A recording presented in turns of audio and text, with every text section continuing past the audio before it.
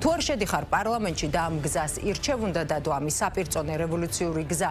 თუ რევოლუციაზე არ მიდიხარ, არც ის ხალხი უნდა დააჭერინო, ვინც ციხეში ზის. ასეთია გირჩის ლიდერის იაგო ხვიჩას პოზიცია, რომელიც დარწმუნებულია, რომ ოპოზიციის მხრიდან საპარლამენტო მანდატების ჩახსნა შეცდომა იყო.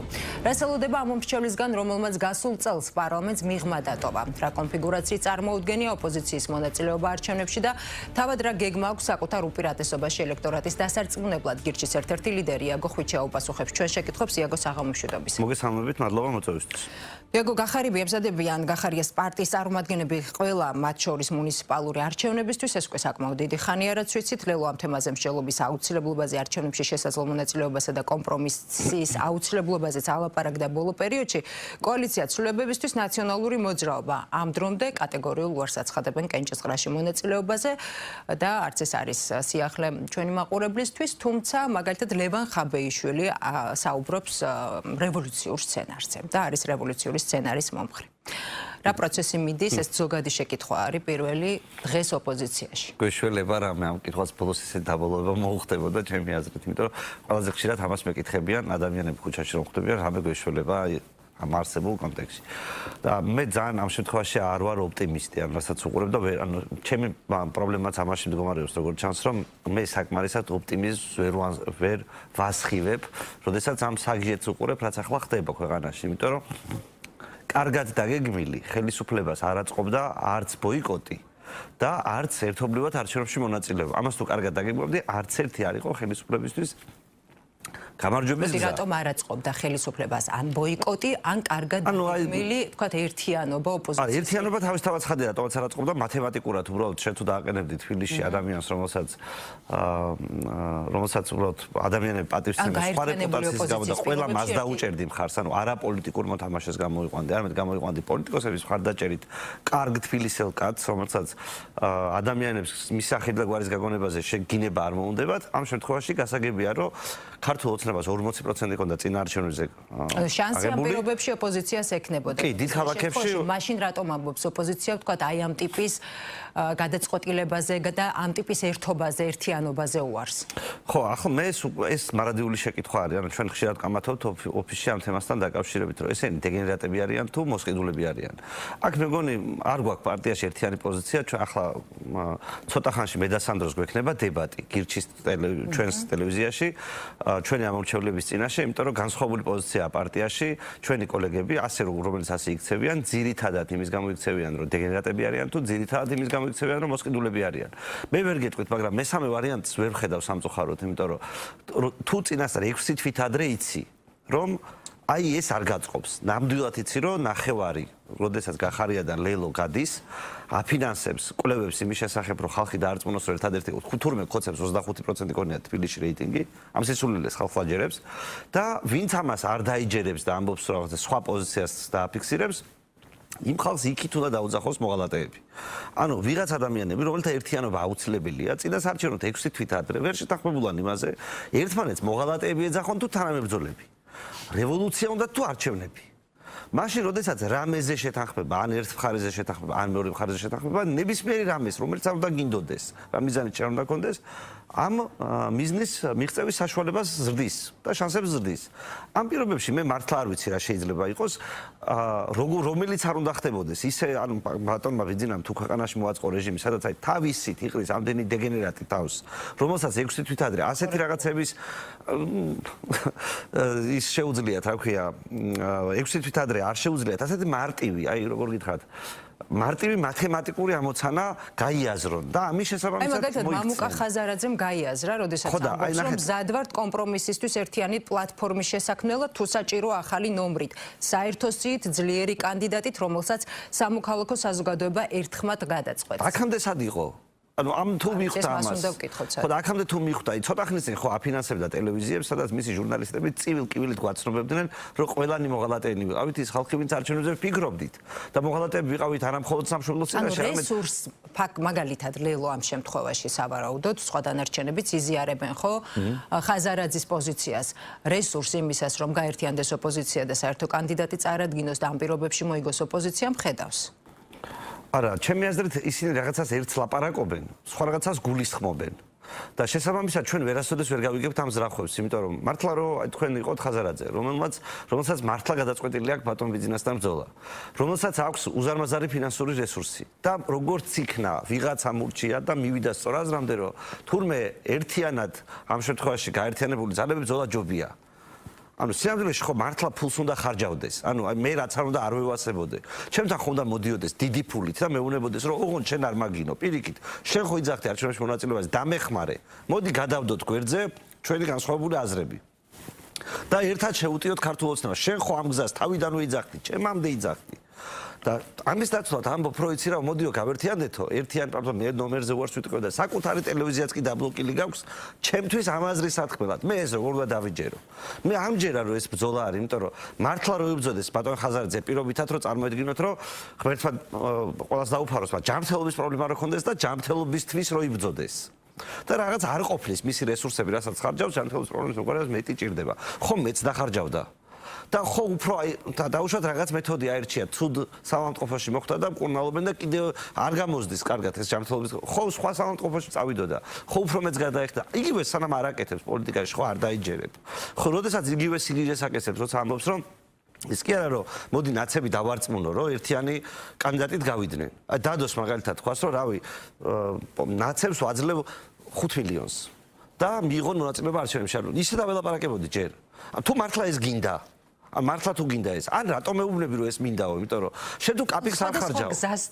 არა რას გავთავაზობ კაცო ეს ხო ბიძინავაშვილი რომ მოვიდა ხო ასე მოვიდა და არ მოწონდა პოლიტიკური სპექტრი მე გამოვლინდა რომ არ მოწონდა პოლიტიკური სპექტრი მაგრამ ის ვინც იყო ისინი ხო ყველა ერთად შეყარა იმათ ხო ფული გადაუხადა და იმათ ხო რაღაცა ეს ხო როგორ არ გადაუხადა ეს რომელი ფაქტებია მე რასაც ვაპარაკობ ყველა პარტიას ფული აქვს აღებული ბიზნესგან თავის დროზე დღეს კი არიან ოპოზიციაში მაგრამ მაინც ამის მიუხედავად ხო და ანუ წარმოიდგინეთ ხო ასე იქცეოდა და ხაზარაძე ხო ამის საწინააღმდეგოდ გარბიან მისი პარტიიდან ხალხი ანუ ამისკენ მოუწოდებთ ამ შემთხვევაში არა თუ მაგის ჯერათ მე არაფრისკენ არ მოუწოდებ მე არ მჯერა რომ ხაზარაძე ამას გულისხმობს არ მჯერა იმიტომ რომ თუ ამას გულისხმობ რომ შენ უნდა იბრძოლო მოგებისთვის რომ უნდა გაერთიანო ეს ზალა ამისთვის ხო ამბობ რაც არის გასაკეთებელი შენ ხო და აერთიანებდე ხალხს შენგან კი არ უნდა გარბოდეს ანადოლიძე და ის თავისუფლების მოედანი პირიქით შენთან უნდა მოდიოდეს ახალ-ახალი ხალხი მაშინ ვის პოლიტიკურ თამაშს თამაშობს აი ეს უკვე სხვა საკითხია ეს უკვე გამოდის როგორ გითხარით რომ მე ხო არ მაქვს მტკიცებულება რომ დაურეკა ბატონმა ბიძინამ ბატონმა ეს ხო არ ვიცი ამიტომ სანდროს არ მოწონს, როდესაც მე უაპელაციოდ ვამბობ, რომ ეს ხალხი მოსყიდულია. სხვა ვერსიას ემხრობა უფრო. ამიტომ არ გვაქვს ერთიანობა ვიდებატებთ, პარტიაში ჩამოვაყალიბებთ ერთიან პოზიციას, ჩვენი ძვირფასი ოპოზიცია ლელოს თამადობით, მოსყიდულები არიანთო დეგენერატები და ერთიანი პოზიციით ვიმოძრავებთ, მაგრამ ველოდებით, რომ YouTube-ზე 62,000 ლაიქი გქონდეს. ძალიან ცოტა გვაკლია, ამიტომ თქვენს მაყურებელსაც მოუწოდებთ, რომ შედით გირჩის YouTube იმაზე რა ქვია გვერდზე, დალაიქეთ ჩვენი გვერდი და ძალიან სწრაფად იქნება ეს დებატი ჩემი და სანდროსი ამ მეტად საჭირო საკითხზე. კი ბატონო, თუ არ შედიხარ პარლამენტში და ამ გზას ირჩევ, უნდა დადო ამის საპირწონე რევოლუციური გზა. დღესაც მოვაწევდი ხელს ამ სიტყვებს. თუ რევოლუციაზე არ მიდიხარ, არც ის ხალხი უნდა დააჭერინო, ვინც ციხეში ზის.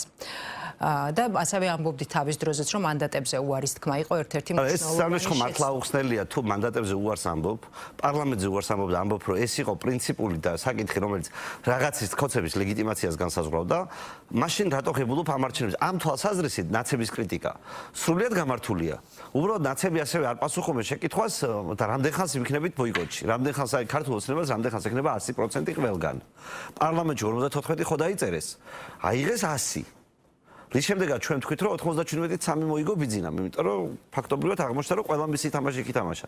ახლა ადგილობრივ მმართველობებს აბარებ. და ფიქრობ რომ აი საკუთარი თავზე ზიანის მიყენებით ქართულ ოცნებას აზიანებ. აი ეს აზრი ვინ დაამკვიდრა ქართულ პოლიტიკაში. მე ვეძებ სხვათა შორის პირველ წყაროს, იმიტომ რომ რაღაცა უცნაური რწმენით მოძრაობს ჩემი კოლეგები. ასე მე ბევრ პროფესიაში ყოფილა, სხვა ადგილას მიმუშავია. და ასე ადამიანები არსად პროფესიაში არ მოძრაობდნენ, რომ საკუთარი თავის დაზიანება ყოფილიყო მოწინააღმდეგეების განადგურების ტაქტიკა. არასდროს ასეთ მე რა სპორტიც მინახავს, რა თამაშებიც მინახავს, არსად ასეთი გზა არ ყოფილა წარმატებული და რატომ არის ეს ამ პროფესიაში რომ მოდით კარგად გავინადგუროთ თავი, კარგად მას ვქნათ რა ქვია ჩვენი არც ერთი ყველა პრივილეგიაზე უარი ვთქვათ, ბრძოლის ინსტრუმენტებზე უარი ვთქვათ, გავიკეთოთ მასკები და ვაშაგაოთ ხალხი A წერტილიდან B წერტილამდე. აი ეს ტაქტიკა რატომ ჩაითვალა თავის დროზე მომგებიან ტაქტიკად? ჩემი აზრით ლელო სანამ ამაზე დისკუსიას არ გახსნის, სანამ თქვენს იმ კოლეგებს, რომლებიც უბრალოდ აგრესიულობით გამოირჩეოდნენ ამ თემასთან დაკავშირებით, არ გაყრეს სამსახურებიდან, არაფერი არ გამოვა, იმიტომ რომ არ გამოვა ეს დამაჯერებელი. მე უბრალოდ არ მჯერა რომ ლელოს ეს უნდა, თორე როგორ შეიძლება ადამიანი ამდენი ხანი პოლიტიკაში იყო, ამდენი ფული გქონდეს და იმას ვერ ხვდებოდა რა არის გასაკეთებელი ნაცვლად იმისა, რასაც აკეთებ. ვინც უარს ამბობენ იაგო არჩევნებში მონაწილეობაზე ამავდროულად, მათ შორის ამ სტუდიაშიც არაერთხელ გვისაუბრია მათთან, იმუქრებიან, რომ სხვადასხვა ფორმით შეეცდებიან, რომ ხილი შეუშალონ 4 ოქტომბრის არჩევნებში, კენჭისყრაზე, რომ საარჩევნო ბიულეტენზე მრავალფეროვნად იყოს წარმოდგენილი ოპოზიცია. ნაწილი ამბობს, რომ საზოგადოების აზრის ფორმირებით შეეცდებიან, ხილი შეუშალონ ამ პროცესს. ნაწილი ასევე ამბობს, რომ თქვათ პირდაპირ ზეწოლის ფორმა ექნებათ და თქვათ ბულინგი ეს ასე ვთქვათ და ასე შეეცდებიან რომ ხელი შეუშალონ მრავალფეროვნად ოპოზიციის წარმოდგენას. ამის რესურსი რამდენად არსებობს ოპოზიციაში რომ თქვათ თუნდაც იგივე გახარიას პარტიის წარმომადგენლებს ან ლელოს წარმომადგენლებს შეაცვლებდნენ პოზიცია. ნუ თქვენთან მიმართებაში უკვე ხედავთ რომ ამის რესურსი არ არსებობს. არა, ზოგადად ლელო მე ვიცი რომ ბულინგის მიმართ სენსიტიურია, ჩვენ ზოგი დაავადებები გვაქვს ლელოს ხან ბოკერი აბულინგებდა, მე გვარამიამ დააბულინგა და რაღაცა კომპლექსი აქვს და ახლა ვერ დამაბულინგო რომ რაღაცა ჯინაზეც ქნას, მაგრამ ზოგადად არ გამოურიცხავ რომ ბულინგს ზოგადად აყვეს. პრობლემა იმაში მდგომარეობს, რომ განსხვავებით წინა პერიოდისგან, როდესაც ნაცებს საკუთარი ტელევიზიები ჰქონდათ, ახლა ყველა ოპოზიციური ტელევიზია ლელო მიყიდა. და მართალია ჯერ იქ შემორჩენილი ჟურნალისტები საკუთარ ძველ პოზიციას რომ ვინც არჩევნებზე მონაწილეობას ღებულობს ყველა რაღაცა ეშმაკიცეულია ამ პოზიციიდან ჯერ ვერ გამოდიან მაგრამ მე მგონი მალე ეს პოზიცია შეიცვლება კიდე ერთი პრემიის ჩარიცხვა შეიძლება დაჭირდეს ჟურნალისტებთან ბატონ ხაზარაძეს ამიტომ ეს პოზიცია შეიცვლება და მას დარწმუნებული ვარ იმედი აქვს რომ იქით დააბულინგებს იმ ხალხს ვინც არჩევნებზე არ გადის მას დარწმუნებული ვარ, ასე წარმოუდგენია საარჩევნო კამპანია და პლუს მოსყიდვა. თქვენ იცით რომ მე თქვი კიდეც სადაც დავწერე კიდეც რომ ლელოს ხალხი ახლა დადის და ნადირობს ნაცების ხალხზე, კოორდინატორებზე ეს პროცესი მანამდე გაჩაღებული იყო ქვედა დონეზე. და შესაბამისად იქ ყველა მიცის რომ თუ ნაცები არ მონაწილეობენ არჩევნებში, იმ ელექტორატს, რომელიც რადიკალური მიშას ელექტორატი იყო, რაღაცნაირად უთმობენ ლელოს. მთელი პროცესი ამაში მდგომარეობს, რომ როგორც აი მაგალითად წინ არჩევნებში ხო გვარამიას დაუთმეს მიშას ელექტორატი. მანამდე კიდე ევროპულ საქართველოს უთმობდნენ. ახლა ჩვეულებრივად არაფერი კლასიკაა იგივე, ახლა ლელოს უნდა დაუთმონ. ანუ აი ასე ხდება სინამდვილეში რაღაცნაირად ვინ უნდა დაუთმოს? ანუ ეს როგორ ხდება? როგორ ხდება და არ მონაწილეობს ნაცები არჩევნებში. ნაცები არ მონაწილეობენ არჩევნებში, გვარამიები არ მონაწილეობენ არჩევნებში. ნაცების მიდის ლელო მონაწილეობს. სხვა დანარჩენ პარტიებში. ლელო მონაწილეობს, ლელო არის რადიკალური ოპოზიციის ნაციონალური მოძრაობა მაგალითად თავის ამომრჩეველს მოუწოდებს რომ არ მივიდეს არჩევნებზე. ჯერჯერობით ჩვენ არ ვიცით რას მოუწოდებს, როგორ მოუწოდებს, მაგრამ ჩვენ ვიცით რომ ადგილობრივ დონეზე ნაცმოძრაობის აი ძირითადად ის ხალხი რომელმაც ერთხელ უკვე მიშას უღალატა შინაარსობრივად რომ აი იყვნენ მიშასთან და მერე უცბად ფულის გამო გადახდნენ გვარამიასთან. ძირითადად ამ ხალხზე მიმდინარეობს მუშაობა რომ ახლა ასევე ფულის გამო გადახდნენ ლელოსში.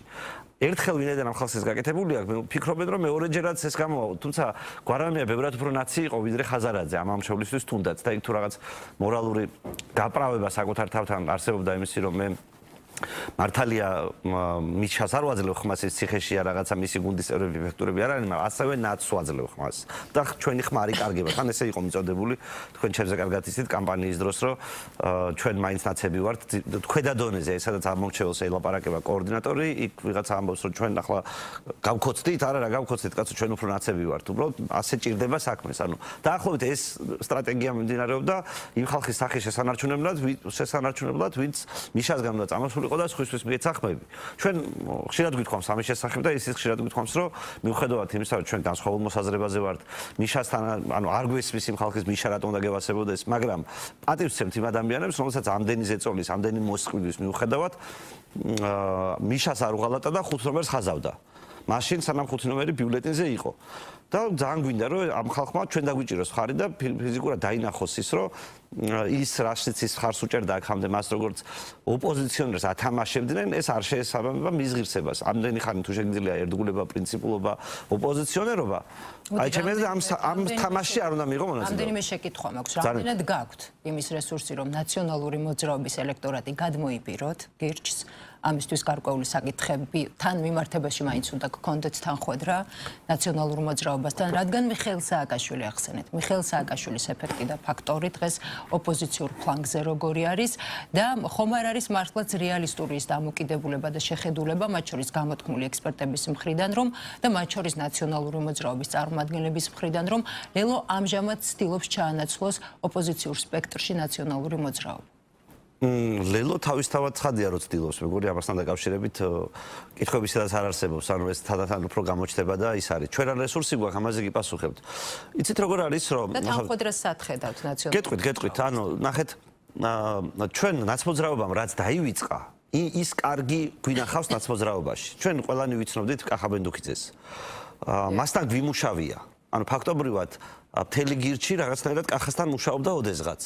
და ჩვენ ვიცით იმ ერთი ადამიანის, რომელიც იმ დროს ნაციონალურ მოძრაობის წევრი იყო, მის სტრაფები თუ რა უნდა ამ ქვეყანაში გაკეთებულიყო.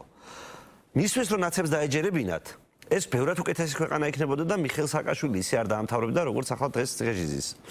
მაგრამ ნაცებმა თვითონ დაივიწყეს მათი კარგი მემკვიდრეობა. და ეს იყო მაგალითად, ანუ არ ვიცი თქვენც გახსოვთ თუ არა, ქვეყანაში მაგალითად არსებობდა 1000 ლიცენზია ნებართვა. 1000 რამეზე უნდა მისულიყავი, თავრობისთვის ჭკუა უნდა გეკითხა. და ნებართვა გიღო რამე გაგიკეთებინა. აი უცბად რამდენიმე თვეში მე ამაზე მუშაობდი, სხვა მხრიდან, მაგრამ მუშაობდი. ეს დავიდა 150-200-მდე. უბრალოდ რომ წარმოიდგინოთ, რომ ბიუროკრატიული ტვირთი რამდენად მოშორდა ადამიანებს უბრალოდ. რამდენად სწრაფად გამარტივდა რაღაც კონკრეტული საქმიანობები, რომლითაც ხალხმა პირველად ფული იშოვა. ბატონო? ეს არის ერთ-ერთი საკითხი. არა, ეს არის ჩემი აზრით, ეს არის მთავარი მიღწევა ნაციონალური მოძრაობის, რომელსაც ისინი საერთოდ არ იხსენებენ. და ფიქრობენ, რომ მათ კარგად გამოვიდა სასამართლო, პროკურატურა, ქურდების დევნა და მე კიდე საერთოდ სხვა რამე მგონია, რის გამოც საბოლოო ჯამში ადამიანები ოდნავ მაინც პარტიებს ცემდნენ იმ კაცის გამო, იმ ძალიან დიდი კაცის გამო, პირდაპირ და ირიბი მნიშვნელობით ნაციონალური მოძრაობის მიერ გაკეთებულ საქმეებს. ვიღაც სხვა ხალხი, სხვა საქმეს რო აფუჭებდა, მე არასდროს იმას არ ვარქმევ, რომ კარგია, მაგრამ მე მინდა რომ ის რაც ხდებოდა, ის კონკრეტული ნაცებს რო დაავიწყდათ, რეგულირებების და ბიუროკრატიების გაუქმება, ის რო ახლა პირიქით ხდება და ემატება. მე მინდა რომ კიდევ ერთხელ მოვესწრო აი იმ ხმას ჩემს სამშობლოში, როდესაც აი ის რასაც ბენდუქიძე აკეთებდა, ის კიდევ ერთხელ კეთდება. არა იმ ხმასთან ერთად, რასაც სხვა მიშა აკეთებდა, სხვა ხმასთან ერთად ვიდეო. გასაგებია ეკონომიკური მიმართულებით, მათ შორის ანუ ხედვებს იზიარებთ, ბენდუქიძის პოზიციებს იზიარებთ და კარგი იქნებოდა, ანუ ასე ფიქრობთ, რომ დღეს მე მინდა რომ ის ამორჩეველი, რომელიც ნაცმოძრაობას ამას უფასებდა. მე მინდა რომ იმ ამორჩეველს დაველაპარაკო, რომელიც ნაცმოძრაობას ამას უფასებდა იმას, რომ ქვეყნის ეკონომიკას სწორი ეკონომიკური ნაბიჯების შედეგად ნაციონალურ მოძრაობასთან იმის გათვალისწინებით, რომ მათი ელექტორატის გადმობირებას. არა, მე გეუბნებით, მე ერთი საკითხი გითხარით, რომელიც მე ვერ ვიტყვი ეს ნაცმოძრაობის ხედვა. ეს ერთ კაცს ჰქონდა ნაცმოძრაობაში. სანამ შეეძლო იმას აკეთებდა, თორე ნაცმოძრაობის მმართველობა ამ კაცთან ბრძოლის ისტორიაა. შინაარსობრივად. ის რომ ეს ადამიანი სადღაც რაღაცას აკეთებდა, იმას კერნეშავდა, მას არ ებრძოდნენ. და მას ყველა თავისი აზრი გაქონდა, მაგრამ პირველად ამ ქვეყანაში ის აზრი, რომ ჩვენ მოდი ბიუროკრატია შევამციროთ, გადასახადები დავაკლოთ და მთავრობას კი არ მივცეთ ფული, ჩვენ დავხარჯოთ. აი ეს იდეა პირველად ამ კაცმა თქვა და ნაცების წარმომადგენელმა, როგორც ნაცების წარმომადგენელმა, ნაცებმა ამ მემკვიდრეობაზე უარი თქვეს, ეს შეცდომა და უარი არ თქვეს იმაზე, რაც სათქმელია. გასაგებია მიხეილ სააკაშვილის ფაქტორი და ეფექტი. ხო, მიხეილ სააკაშვილის ფაქტორსაც შეეხებათ, აი მიხეილ სააკაშვილის თემასთან დაკავშირებით, მე მაქვს პატივისცემით გამშვალული პოზიცია ნაცმოძრაობის ამომრჩეველთან. არიან მაგალითად თუ არ ვცდები ლელო, გახარიები, იძახიან რომ მიშა უნდა იჯდეს ციხეში. და რაღაცა სისხლიანი რეჟიმი და რაღაცა. თქვენ ასე არ თქვით. არა, მე სხვა რაღაცას ვთვლი. მე ვთვლი რომ მიხეილ სააკაშვილი ასე როგორც გაასამართლეს, ვინც გაასამართლა, მის მიერ საკუთარი პოლიტიკური ოპონენტების სადევნელად დაქირავებულმა ხალხმა გაასამართლა, ასე ციხეში არ უნდა იჯდეს. ან მტკიცებულებები უნდა უარყო. არა, აი წარმოიდგინეთ, ეს რომ მოწონებოდათ, ეს ხოცებიც მე დარწმუნებული ვარ, ხოცებიც მეთანხმებიან, იმიტომ რომ მაშინ წულკიანის კომისია რა საჭიროა. ანუ თუ შენ ყველაფერი მიხეილ სააკაშვილს მიაღწიე სამართლებრივად ყველაფერი გააკეთე, ის ერთი გეჯ და მეორე გეჯ და მაშინ ეს კომისია რა საჭიროა. პრობლემა ხო იმაში მდგომარეობს, რომ ვიღაცა მიხვდა, რომ მიხეილ სააკაშვილის პროცესი საჯარო პროცესი უნდა იყოს, არა რაღაცა კოსტუმებზე და რაღაცაზე, შვილის გადასახადი გადაიხადა თუ არა. შვილის გადასახადი გადაიხადა თუ არა სადაც. რას ნიშნავს და მიშა გასამართლებულია 9 მილიონის პლანგვაზე. და მიხეილ სააკაშვილს ამ ქვეყანაში ყველაზე დამაჯერებელი ბრალი. არ მინდა სხვაზეც რა ვიცი, მაგრამ ყველა მიცის, ვინც იურისტია, ვისაც ეს საქმეები წაუკითხავს, ანამე გაუგია, რომ ყველაზე დამაჯერებელი ის ტექნიკურად სისხლსამართლებრივი კუთხით. მიხეილ სააკაშვილის ბრალით გინდება ეგრეთ წოდებულ პიჯაკების თუ კოსტუმების საქმეზე. სადაც 9 მილიონის გაფლანგვას ედავებიან ყველაფრიანად. მაგრამ ნიშას ამ ქვეყნის მიმართ 9 მილიონზე მეტი თუ არ დაუშავებია 9 წელი ამ ხელა ძალაუფლებას ფლობდა. ყველაფერი მის ხელში იყო. მარტო ეს თუ გვაქვს პრეტენზია ამ კაცთან. მაშინ ხო ანგელოზი ყოფილა და მე საერთოდ არ მინდა რომ მიშა პოლიტიკურ ანგელოზად გამოდიოდეს. არ მგონია პოლიტიკური ანგელოზი. უბრალოდ ვიღაც ადამიანები მას ასე წარმოაჩენენ შინაარსობრივად. ხო, მაგრამ მიეგო ეს ხომ არ არის ერთადერთი საქმე და არის სხვა მრავალი საქმე. ხო და ნახეთ, ჩვენ მე მინდა რომ ეს სასამართლო იყოს წესიერი. კი, ოღონდ მე მინდა რომ ეს სასამართლო ასეთი კი არ იყოს. ენდობოდეს საზოგადოება. ნაფიცი მსაჯულები, ნაფიცმა მსაჯულებმა განიხილონ. ან არჩევითი მოსამართლეები, არჩევითი, მაგრამ ვიღაც უნდა ენდობოდეს ამას. და დღეს როგორც მიშა ზის, პირველივე დღიდან როცა მიშა დაიჭირეს, მაშინ ნაცები გვაკრიტიკებდნენ და დაგვცინოდნენ და მთელი ამბავი იყო. იმაზე რომ ვამბობდით რომ მიშა საზღვარგარეთ სამკურნალოდ და გადავიყვანოთ თქო. პირველივე დღიდან ნაცმოძრაობის ამორჩევლისთვის რო გასაგები იყოს, ერთადერთი პარტია ვიყავით, რომელიც მიშას პატიმრობაში დატოვებას არ ეთანხმებოდა. მიუხედავად იმისა, რომ მიხეილ სააკაშვილი საერთოდ არ გონია უდანაშაულო საქართველოს წინაშე. მე არ გონია, მე იურისტი ვარ და ზუსტად ვიცი პროცედურების მნიშვნელობა. თუ პროცედურა დობას არ იწვევს, არანაირი სამართლებრივი და მართლმსაჯულება არ არსებობს. რატო არ უნდა მომცეს ნაცების ამორჩეველმა მეხმა, როდესაც თავის ხმას 1000 სულელს აძლევდა ამდენი ხნის განმავლობაში. რომელიც სულ მიშას ღალატობდნენ თან. მიხეილ სააკაშვილი. მე მისიანი არ ყოფილვარ, ვერც უღალატებ. როდესაც საუბრობთ, რატომ გეკითხებით ამას? რომ ხომ არ ხედავთ ერთგვარად თქვა იმ ტიპის დამოკიდებულებას მათ შორის ნაციონალური მოძრაობის წარმომადგენლების ნაწილის მხრიდან, რომ თითქოს ისინი დისტანცირებას ცდილობენ მიხეილ სააკაშვილისგან, მათ შორის აი იმ პროცესების გათვალისწინებით, რაც ხდება თუნდაც იგივე საპროტესტო აქციებზე, როდესაც სააკაშვილის პოსტერების გამოჩენისთანავე ამას არაერთხელ მოყვა პროტესტი. აი ამ ტიპის პროცესს თუ ხედავთ თვითონ ნაციონალურ მოძრაობაში? ნაცმოძრაობაში მე ახლა სამწუხაროდ ვერაფერს ვერ ხედავ. საერთოდ ვერ ხვდები გადაწყვეტილება როგორ მიიღება და რა არის ოფიციალური ორგანო პარტიის, სადაც რაღაცის თქმის ხაბეს პოდკასტია, ოფიციალური ორგანო, სადაც მე უნდა გავიგო ნაცების აზრი. ტელევიზიო კომპანიამ თავარი დაიხურა, საიტი ნაცმოძრაობის არ მუშაობს. ანუ ფიზიკურად მე არ ვიცი ნაციონალური მოძრაობის პოზიცია კონკრეტულ თემასთან დაკავშირებით როგორია. მიშასგან გაწევა უნდა თუ არ უნდა გაწევა, მე ამასაც ვერ გეტყვით, იმიტომ რომ მიშა ხან თვითონ უნდა გაწევა, ხან უკრაინელი პოლიტიკოსი იყო. ჩემი აზრი არის, რომ საერთოდ ნაცმოძრაობა უნდა დაიშალოს და თუ ეს აბრკოლებს მიშას გამოშვებას, მიშა გამოუშვან, მაგრამ ნაცმოძრაობის შეიძლება დაშლის საფასურად, მე ეს არ ვიცი, ამ დისკუსიაში მე არ შევალ, მაგრამ მე ვხედავ, რომ ნაცმოძრაობა შეგნებულად არის პარალიზებული და ის ანუ როგორ გითხრა, არაფრისთვის არ იბრძვის, არაფერზე პოზიცია არ გააჩნია.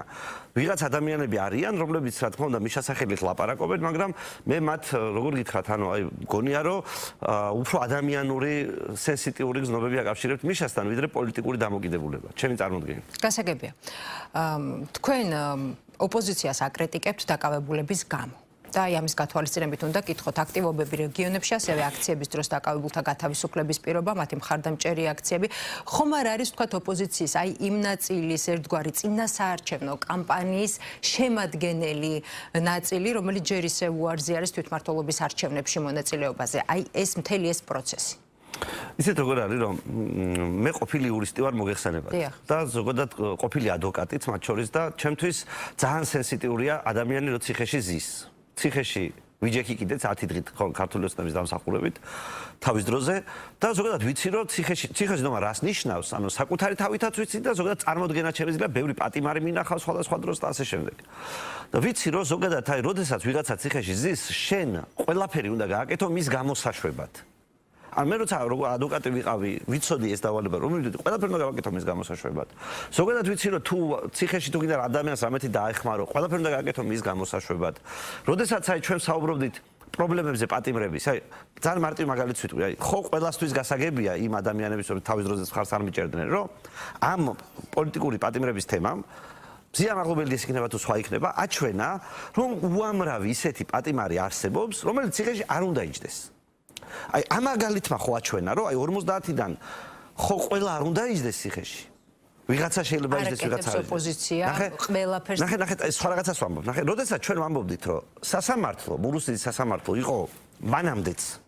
ახლაც მურუსიძის, ეს სენიც მურუსიძის სასამართლო დაიჭირა და 10,000 კაცი რო ციხეში ზის. ის ხალხიც მურუსიძის სასამართლო დაიჭირა. შენ როცა ამბობ რომ აი ეს არის მხოლოდ გამოსაშვები. და იქ ყველა 10,000-ში რო ყველაფერი სწორად მოხდა. აი ამ დაშვებას რო აკეთებ. შენ უკვე შეცდომას უშვებ. იმიტომ რომ როგორ შეიძლება აი აქ 50 60 უკანონო პატიმარი არ შეიძლება ცალკე ყავდეს. როდესაც 12 წელია სასამართლო გაქვს და შენ მარტო ბოლო 50 საქმეს განიხილავ, რომ ამან მიიქცია შენი ყურადღება სინამდვილეში, ხვდები რომ ის დანარჩენი გავიწყდება და იმ დანარჩენში მე ვიძახდი რომ ნახევარი მეთქი. ნახევარი ყველაზე ციხეში მეთქი. მეურად მეტი მგონია რომ ყველაზე ციხეში. მაგრამ ნახევარზე ბატონი კობახიძეც კი დამეთანხმა, იმიტომ რომ აი ევროპის საშუალო პატიმრების რაოდენობაზე ორჯერ მეტი ვიყავით. ნუ როგორც იყო იქ დათვლილი ხარ, მინდა რომ ამ ტექნიკურად შემეშალოს. მაგრამ სამეულში შევდიოდით თუ არ ვცდები, მესამე ადგილზე ვიყავით რუსეთის და თურქეთის მერე. პროცესები თვითმმართველობის არჩევნები, წინასაარჩევნო პერიოდში ხომ არ იყენებენ, ასე ხომ არ ხედავთ ოპოზიციის ის ნაწილი ხომ არ იყენებს აი ამ პროცესებს და მოვლენებს წინასაარჩევნო კამპანიის შემადგენელ ნაწილს. ცხადია რომ იყენებს. ცხადია რომ იყენებს და მთელი ჩემი პრეზიდენტი ამაში მდგომარეობდა. რომ ნაცვლად იმისა რომ შენ როცა ადამიანი ციხეში მოხდება, იმოძრავ ერთადერთი მოტივით. როგორ გამოუშვათ ადამიანი გარეთ. შენ მოძრაობ სხვა მოტივით. როგორ გამოვიყენო წინასაარჩევნოდ ეს ამბავი. ეს ქართული ოცნების ამაზრზენი ქცევა ამ ადამიანების ძევლად აყვანა. მე როგორ გამოვიყენო იმისთვის რომ მე პოლიტიკური სარგებელი მივიღო, იმიტომ რომ მე თუ ამ მიზნით არ ვიყენებ ამას, მე რაღაცა სხვანაირად უნდა მოვიქცე. რაღაც სხვა რამე უნდა გავაკეთო, სხვა ტიპის მოლაპარაკება უნდა დავიწყო და პირიქით ამ ხალხის გაქეზება რომ ვიგებთ. რომ აი წუთი-წუთზე ემხობა ხოცები. მაშინ როდესაც არც ერთი სხვა მაჩვენებელი ამას არ გვეუბნება. და შენ ამას ამბობ რომ აი ცოტაც გაუძელით ბიჭებო, ჩვენ კარგად ვართ აგერ გარეთ, თქვენც კარგად იყავით. ეს ციტირება ერთ-ერთი პოლიტიკოსის. ანუ ეს არ მიმაჩნია სწორად. და ეს არ შეიძლება ყოფილიყო სამოქმედო ტაქტიკა. და ყველა ამ დროს კითხულობს, შენ რა გეგმა გაქვს? მე რაც გეგმაც არ უნდა მქონდეს. ის გეგმა უნდა შემოწყდეს სხვა ადამიანებთან ერთად. ის გეგმა უნდა იყოს კონსენსუსის შედეგი. თორემ მე დარწმუნებული ვარ, რომ ამაზე უარესი, რაც ახლა ხდებოდა აი ამ ადამიანების დაპატიმრებების და აი ამ დანარჩენი უკანონობების საპასუხოდ, რასაც ქართული ოცნება აკეთებდა. რაც გაკეთდა, თავისი მარშებით, ნიღბებით, ხორუმის ცეკვებით და ასე შემდეგ. რომ ადამიანები დამჯდარიყავით, რომ ამაზე გველაპარაკა, მართლა ხაზარაძესო ფული დაეხარჯა იმაში, რომ კომფორტული გარემო ყოფილიყო, რომ გველაპარაკა. ყველას რომ დომოდა იქნისვა, გესმის? აქ ამ შემთხვევაში მტკიცებულებებზე არის საუბარი. ხაზარაძის ფულის ხარჯვაზე, მოდით მან თავად გადაწყვეტოს რაში დახარჯა. არა, ყველას ესმის, რომ ეს ხალხი ყველაზე ციხეში. ამ ხალხის უდიდესი ნაწილი მე არ მინდა რომ ყველაზე ვთქვა, იმიტომ რომ ვიცი რომ დაზარალებული პოლიციელებიც არიან, მაგრამ უდიდესი ნაწილი ყველაზე ციხეში. ბატონო? ამ ფაქტების გათვალისწინებით ვამბობ, ცხადია რომ დაშავებულები არიან შორის პოლიციელები. ხო და მე მჯერა რომ ვიღაც დამნაშავეც არის, მაგრამ მე მჯერა რომ მე ახსნას დავდე, მაგალითად ზია მაღლობელი რატო არ უნდა მჯდარიყო ციხეში. ის რომ რაღაცა სამართალდარღვევა, ან გავს სამართალდარღვევას, არ ნიშნავს რომ პატიმრობას იწვევს. თქვენ რომ მე ასანთი მოგპაროთ, ტექნიკურად მოპარვა, მაგრამ ქურდობით არ ისჯება. იაგო, თვითმმართველობის არჩევნებზე უნდა დავყოთ. კვლევის შედეგები. ამასთან დაკავშირებით საყვარელი თემა, რომელზეც კი ბატონო ოპოზიციური პარტიები აპელირებენ, თქვენ თქვით რომ ხალხს ასულელებენ. თქვენი არგუმენტი და შეფასება როგორი არის, რა მიზანს ემსახურება, როგორც თქვენ ამბობთ, ხალხის გასულელება? მოდი დავიწყოთ იქიდან, რომ ამ კვლევის ერთადერთი მიზანი იყო და ის იმიტომ იქნა შეკვეთილი, რომ საზოგადოებაში გარჩენილი და მერე ექსპერტებს აეტაცებინათ, ანუ ეს ყველაფერი პოლიტიკური ექსპერტები, პოლიტიკური ისინი კვლევის ჩამტარებლები, პოლიტიკური სოციოლოგები, ყველაფერი ერთიანი მასში, ძველი თანამშრომლობების ხათრით შეუკვეთეს კვლევა, რითაც ხალხს, რომელსაც აქამდე ეუბნებოდნენ, რომ არც ერთ ვარიანტში არჩევნებში გასვლა არ შეიძლება, დააბრალონ, რომ ხალხი ითხოვს, რომ უნდა გავიდეთ არჩევნებზე. ანუ ხალხს, რომელსაც ერთი წელი უბრალოდ ტვინი გამოულაყე ერთადერთი მესიჯით, რომ ვინც არჩევნებზე გადის, მოღალატეა. ვინც რაღაცა ხოცებთან რამეს თანამშრომლობს მოღალატეა და უცბად გამოდიხარ და ამბობ, რომ ყველაზე უარეს შემთხვევაში ვღებულობ მონაწილეობას არჩევნებში. რა არის ყველაზე უარეს შემთხვევა? როცა მოგების შანსი არ არსებობს. ანუ შენ თვითონ დაალაგე ისე სიტუაცია, შენი პარტნიორები ვერ დაიყოლი ამაზე, იმიტომ რომ ერთიანი უნდა ყოფილიყო ეს ამბავი. ამიტომ წახვედი, დაიქირავე სოციოლოგი, დაიქირავე ექსპერტი. სოციოლოგს გააკეთებინე რაღაცა სისულელური გამოკითხვა. ამ სულელურ გამოკითხვაში ვიღაც ადამიანებს კითხე, გინდა თუ არა მონაწილეობა მიიღოს ოპოზიციამ არჩევნებშიო. ზოგმა ადამიანმა უპასუხა, რომ მინდაო თუ ერთად ჩატარდება არჩევნებიო. ზოგმა უპასუხა, რომ ნებისმიერ შემთხვევაში მინდაო, ზოგმა საერთოდ არ მინდაო. მე ეს ყველაფერი ერთმანეთში აურიე და ადამიანებს მიაწოდე ინფორმაციად ეს მოხარშე და მიაწოდე, რომ ხალხი ითხოვს არჩევნებში მონაწილეობას და ჩვენ ხალხის ნებას უნდა დავემორჩილოთ. ხო და აი უყურებ ახლა ამას. გეუბნებოდნენ მანამდე 4-5-9-25 ხმარ დაიკარგოსო. და ახლა აი ამას გთავაზობენ. ხმარ დაიკარგოს კი არა, ორი პარტია საერთოდ არ გადის არჩევნებზე, ხოლო მეორე ორი პარტია გეუბნება, რომ ეს არის სამშობლოს ღალატი. თუ შენ ახლა ამას არ აკეთებ. ისიც იგივენაირად პასუხობს. და ბოლოს და ბოლოს, აი, წარმოიდგინეთ, ხომ უნდა ქონდეს საზოგადოებას კაფეო მოსაზრება, ვინ არის მოღალატე. ხაზარაძე თუ მოღალატეა, ხომ უნდა დაარქვან სახელი. ხომ უნდა გამოვიდნენ თქვა და მას მოექცნენ როგორც მოღალატეს. თუ მოღალატეა, თუ მოღალატე არ არის, მაშინ ეს უბრალოდ და განსხვავებულ პოლიტიკურ მოსაზრებაზეა. ეს განსხვავება რა საჭიროა. ოპოზიციას რეალურად რომ 4 ოქტომბრის კენჭისყრაში და არჩევნებში მიიღონ მონაწილეობა. საბოლოოდ ესე ხომ არ მოხდება, რომ თქვათ იტყვიან ოპოზიციური პარტიები, რომ აი ჩვენ გავითვალისწინეთ მათი რეკომენდაცია და სწორედ ეს არის ეს გახდება ერთ-ერთი არგუმენტი მათი არჩევნებში მონაწილეობის. თქვენ გულისხმობთ ამ შემთხვევაში ლელოს თუ ნაცებსაც? ნაციონალურ მოძრაობას და კოალიციას. არა, ზოგადად მაშინ როდესაც ორი პოლიტიკური პარტია გაცხადებულად ამბობს ლელოს ფაქტობრივად ის ნათქვამი აქვს, რომ დაშვებად უშვებს ყოველ შემთხვევაში, რომ შესაძლებელია მიიღოს მონაწილეობა. ჩემი აზრით ძალიან მორალური საქმე იქნებოდა ნაცმოძრაობას თვითლიკვიდაცია გამოეცხადებინა და წულკიანის კომისიის შედეგების გამოქვეყნებამდე. ამით უბრალოდ არ დააბნევდა ამ მომრჩეველს. მათ ჩემი აზრით არ უნდათ პოლიტიკურ პროცესში მონაწილეობა. არ ვიცი რა მიზეზის გამო, ამის გამო, იმის გამო, ეს არ არის ჩემი საქმე. მაგრამ მათი ეს არ მონაწილეობა, მაშინ როცა ნაცები არსებობენ როგორც პოლიტიკური პარტია და ვიღაც ადამიანებს მოუწოდებენ რომ არ წავიდნენ არჩევნებზე, უფრო ცუდ საქმეს აკეთებს ამ წინასაარჩევნოდ. ნიშნულობა არ აქვს ამის მოტივს. შეიძლება ეს იყოს მიშასთან შეთანხმება, შეიძლება იყოს მათი პოლიტიკური რწმენა, რომ ასე ჯობია. თუ ლელო ღებულობს მონაწილეობას, თუ გახარია ღებულობს მონაწილეობას. თავიანთივე ბარიერ გადამახული პარტიებიდან 4-დან 2 თუ ღებულობს. ვინმე შეუძლია, კაი, მანამდე რაღაცა შეიძლება თქვა არგუმენტაცია ბოიკოტს, ამიტომ აქ აზრი, იმიტომ აქ. როცა 2 ღებულობს და შენ ხარ მეორე 2. აი მაშინ რა თეორიულად რა აზრი აქვს ბოიკოტს? ვინმე შეუძლია ეს ახსნას საჯარო სივრცეში. ნაცებს ეს ოდესმე აუხსნიათ? ერთ არგუმენტი ის არის, რომ წავაგებთ არჩევნებსო. არჩევნებს ხან მოიგებ, ხან წააგებ. პრინციპის ამბავია, ასე ითქვა ჩვენთან სტუდიაში. და პრინციპის ამბავია, ასე ითქვა ჩვენთან სტუდიაში. ნაციონალური მოძრაობის მე არ ვიცი პრინციპი, ზოგადად ისეთი განმარტებით, რაც მე წამეკითხავს ახამდე, პრინციპები სხვა რამეს ნიშნავს და არა იმას, რასაც ნაცმოძრაობა აკეთებს ან გააჩნია. იაკობ, მადლობა, ძალიან დიდი მადლობა თქვენ მოწვევისთვის. იაკობ ხვიჩია გირჩიდან საუბრობდა პირდაპირ ეთერში.